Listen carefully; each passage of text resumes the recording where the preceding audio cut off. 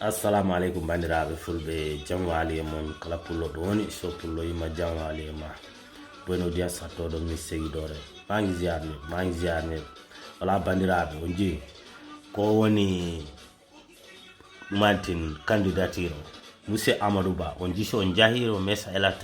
électoral to han ko ni tawirton mi on hoore puccude photo Amadou Ba ko woni candidature mo ndinkadi banta ñowa mbaɗa enveloppe waɗi ɗum déjà expliqué voilà gars gis ngeen bii mooy bos bu Amadou Ba bopp face bi fu mu nekk foofu kayit boobu ngeen war a jël papier boobu ngeen war a jël quoi voilà bandiraɓe on calminama vraiment ko arde jarde monsieur le maire mo Saare Ba jeega Boubacar Diary Diallo vraiment monsieur le maire ono gandi mi haali ɗo haala mum mi waɗi ɗo photoje maɓɓe vraiment ko directeur cabinet mo Modou Diagne Fada enen ɗo hande maîtriser réseaux sociaux walla affaire politique ala mbo nanani inde Modou Diagne Fada walla andamo donc vraiment ono gandi donc yettere Allah vraiment te mine jaramo mine weltanimo kanje mouvement mun ha délégation makko hanki kanko ɓangi manam ɓorni paɗe makko o yahi ha galle soppulo ardo vraiment on gandi ɗum ko yettere Allah mbawre yiide vraiment monsieur le maire mo Saare Ba jeega mbo waɗi considéré soppulo ardo on andi Allah wattita yimɓe vraiment Allah e wattidi minen te depuis garto min mi jogaki ni hay numéro mum téléphone ko laabi ɗiɗi tan min keeɓi yewtude vraiment mende men jewti neɗɗo fof andi goɗɗo o min andi Boubacar Diallo woni monsieur le maire mo Saare Ba mbo jogi ambition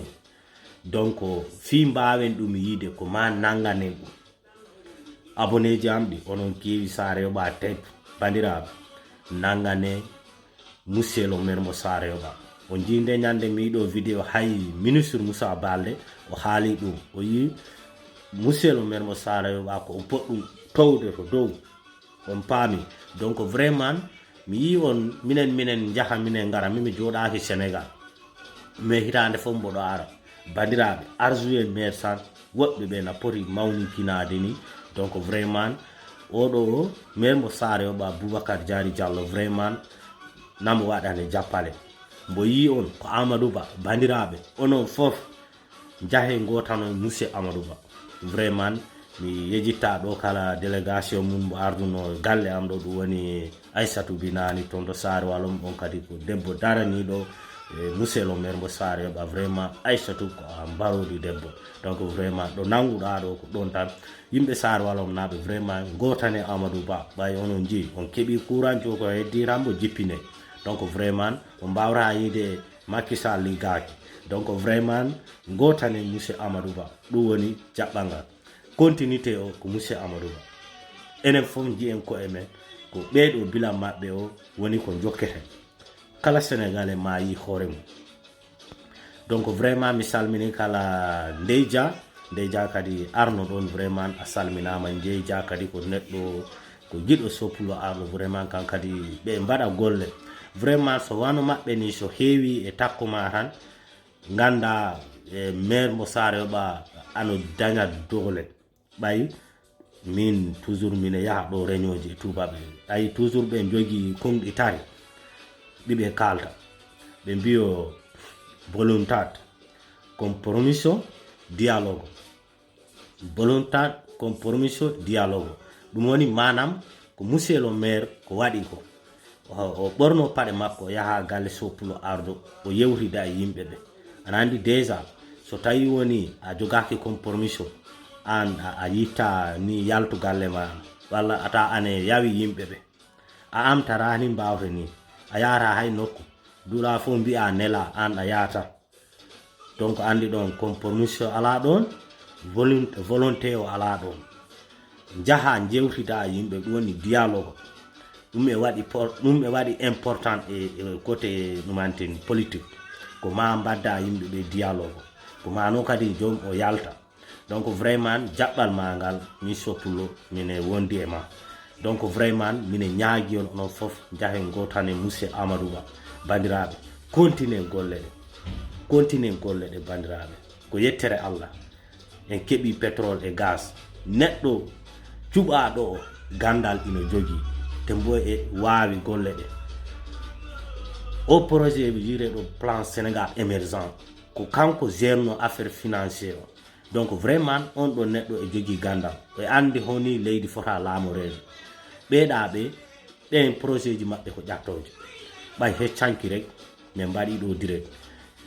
min e sokono extrait ganduɗa ɓurɓe wadde siiw ɗo e nder réseaux sociaux e Khalifon Sall sokono extrait ɗin ɗo Barcelona Espagne woni e Khalifon Sall e awa ko ɓurno ujunaje ɗiɗo neɗɗo taw ino ƴeewami anani on suka debbo ko parti Sonko wonno Khalifon Sall wonino e Sonkonaɓe donc soko yimeyo joni ɓay ɓeeɗo jaltu e parti mon e wiyo ono o ngala projet donc mi faala onon yimɓe Sonko ɓe kala non kam holko woni projet ji mo bandiraɓe yimɓe ha nayo kori ni hebde koko kala mbo jippina on ko ɓuri ujunaje ɗiɗo neɗɗo raw ino ndaara bandiraɓe donc ɓen nin jiɗɗon ino gardo leydi men enen so monsieur Amadou Ba laamima hande kadi ko kontingol golle ɗe déjà partenaire ji e goodi enen jogi ko ire e nder sores gananta hoorema waɗoɓe financement affaire projet ji ɗi ala yide ɗaɓɓoygol woɓɓe déjà ɗum enen jogi ɗum e parti so woɓɓe noon ngari ko ni wayita waɗa recommencé à zéro bandiraɓe te yimɓe ɓe ngala gandal hombo wawi ɓen okkude leydi bandiraɓe fi ji en ko e men e oɗo jam garowo jolfuɓe ɓe andu ko ɓe mbiyo jammu Sénégal moy Amadou Ba donc bandiraɓe mbate en jiɗa tawede on ɗo jam min mboɗo yiɗi enen kadi Fouladou naɓe vraiment tawe en e on jam hare amen nde minen ko hawo tawi woni monsieur Amadou Ba heeɓi han hande ko kontere ko heede ministre ji sappo taw ko ɓiɓɓe Fouladou naɓe e tawa e gouvernement bandiraɓe ko ɗum woni hare amen nde donc vraiment so en keeɓi ɗum bandiraɓe ma en keeɓ enen kadi projet ji ɗi goodi mais marɗi ɓeydo donc vraiment jahen gotane monsieur Amadou Ba vraiment mine ñaagui on ɗum mine waɗi no confiance mon ɓay vraiment onon mbaɗi considéré soppuno abonné ji am ɗi yimɓe Sareɓa naɓe vraiment nangue cuuɗi ujunaje oɗo monsieur le maire mbo Sareɓa jeego Boubacar Diallo vraiment soppulo ino weltanoma ino jarama vraiment e golle ma e darande ma weno yo jaam ñallu e men